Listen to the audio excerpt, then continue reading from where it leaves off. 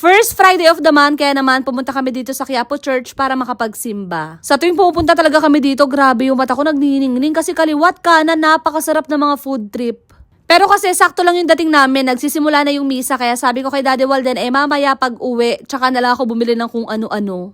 Alam kong hindi lang ako, pero iba talaga yung pakiramdam kapag sa Quiapo Church ka nagsisimba. Maraming simbahan na mas malapit sa amin, pero iba yung atake at iba yung pakiramdam kapag dito ka talaga nagsimba. Hindi ko ma-explain ba deng, pero alam kong alam nyo na yun. Naalala ko nung dalaga ako, nagsimbang gabi kami dito ng kapatid ko at isa sa mga pinagdasal ko, sana makilala ko na yung dawan ko. At ngayon, kasama ko na sila ditong magsimba, bakla. Nandito na nga tayo sa exciting part, ate. Pauwi na kami at samut-saring pagkain talaga. Pero una sa lahat, bili muna tayo ng mais kasi ito rin yung gusto ni Aiden. Ewan ko ba, pero bakit sa Quiapo lang ako nakakabili ng mais na puti tapos matamis talaga yung lasa niya tapos ang lambot. Ay, eto ate, perfect. Isa to sa pinagsisihan ko kung bakit ang konti lang ng binili ko. 5 piraso lang kasi at naubos ko siya agad. Yung iba kasing ganito ate, ang tigas, pero ito napakalambot. Alam nyo ba, ang tawag namin ng kapatid ko dyan pagkain ni Doraemon kasi kamukha niya yung kinakain nila Nobita at ni Doraemon. Next is itong espasol pero hindi ko siya nabetan. Pero subukan nyo pa rin ha kasi syempre iba-iba naman tayo ng taste buds. After nun, pumunta naman kami dito sa may Quinta Market. Dito nga pala kami bumibili ng mga gamit namin sa Chaufan Republic. Garahe days pa nga lang ng Chaufan Republic, dito na talaga kami bumibili ng mga kagamitan. Yung biyenan ko nga pala yung nagturo nito sa amin. Ang pinaka-landmark niya is itong Generica. Kapag nakita mo yan, pasok ka lang sa loob badeng at masisipat mo na rin agad yung tindahan na yan. Dito nga pala yan sa Kian Heng Corporation. Hindi to sponsored ate pero pwede rin naman. Charing. Medyo masungit lang yung may-ari ate based on my observation kasi kada pupunta kami dito parang nasusungitan ako sa kanila pero kiber lang. So ang bibilihin namin dito ay iilan sa mga panluto at rice cooker.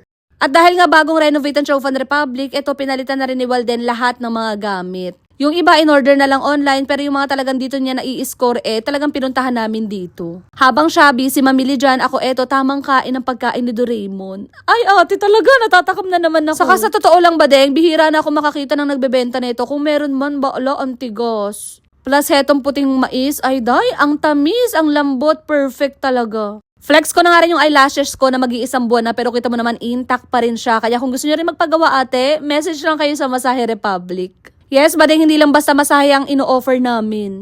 Lash and nail extensions, pedicure, foot spa, name it, meron kami niyan. May head spa din, ate ko. After namin mamili, dumiretso kami sa Ongpin kasi dahil nabalitaan namin, grabe na ang presyo ng gold ngayon. Kaya sabi ko magandang investment talaga to kasi pataas ng pataas yung value. Kaya once in a while kapag medyo nakakaipon, heto, nag-i-invest talaga kami ni Daddy Walden. Hindi to luho kasi sa totoo lang di nga namin masyadong ginagamit yung mga gold na yan, tinatago lang namin. For investment lang talaga siya. Since hindi nga pwede mag-video doon, hindi na ako nag-vlog. And then after nun, dumiretso na kami dito sa Ramon Lee Pansiteria. Yung tatay ko yung nag-recommend neto. Sa totoo lang nung una, parang hesitant kami dito. Kasi parang walang kumakain. Pero ate, wag ka. Lahat ng na-order namin masarap. Yung mami nila ate, wag mong i-judge agad-agad kasi mukha talaga siyang pale. Parang ang boring nung itsura pero nung tinikman namin, napakalasa. Nung pauwi naman, nag-crave naman ako sa prutas. Alam mo ate, mapabuntis o hindi, talagang napakahilig ko sa prutas. Kaya hindi ko na rin minsan malaman kung buntis ba ako or sadyang cravings kasi pagkatao ko na talaga to. Kapag lumalabas kami ng bahay, matik na yan, kasama na sa routine namin yan, nadadaan kami sa babies namin, ang Masahe Republic at ang Chaufan Republic.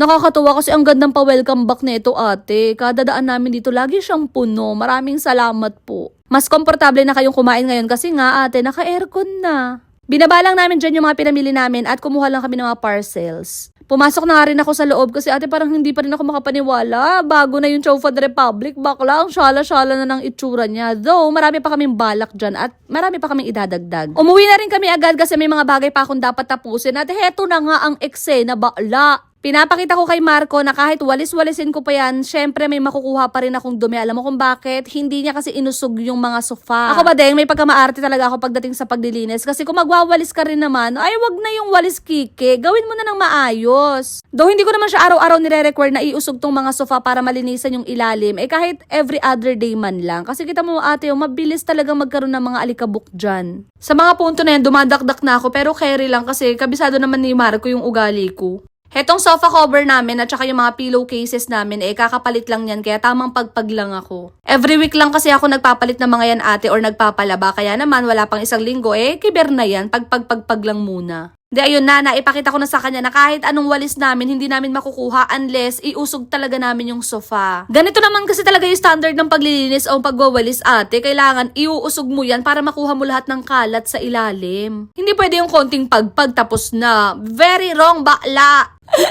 Lumalabas sa vlog yung pagiging bungangera ko pero in real life, ganito talaga ako lalo kay Walden. Kasi pa ulit-ulit ko sinasabi, wag ka nang kumilos kung substandard lang din yung gagawin mo or yung putyo-putyo lang. Magpapagod ka lang eh. Kung kikilos lang din, gawin na yung ano. Ay, nako! Ibigay na yung effort ba? Ganun ba? Ganun.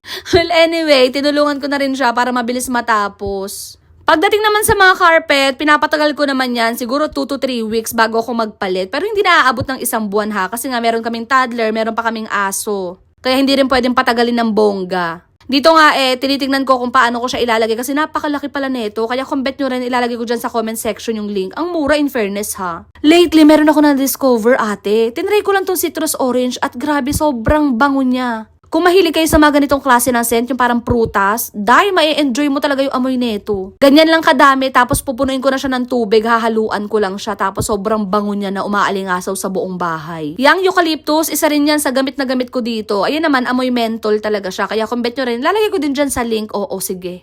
Tapos ito na nga, sabi ko magtulungan na kami para matapos na kami bakla. Sabi ko dyan kay Walden, anong ginagawa mo dyan? Hinihimas-himas mo lang naman yung carpet. O siya na lang yung hinimas ko. Baka napagod kawawa naman.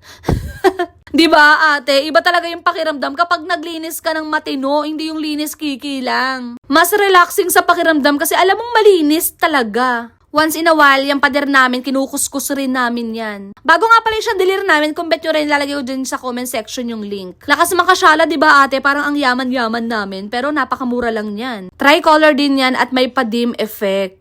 O siya, yun lang muna mga badeng. Salamat!